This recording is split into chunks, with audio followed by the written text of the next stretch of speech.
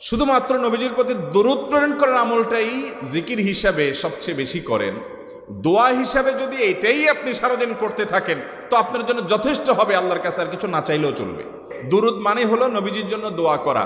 ভাই, আল্লাহ তার হাবিবকে রহম করবেন, আপনার আমার দোয়ার দিকে আল্লাহর তাকানোর কোনো ঠেকা আছে?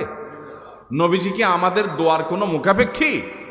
কিন্তু আমরা তার জন্য দোয়া করলে ওই চান্সে আল্লাহ তাআলা আমাদের প্রতি অনুগ্রহ করবেন।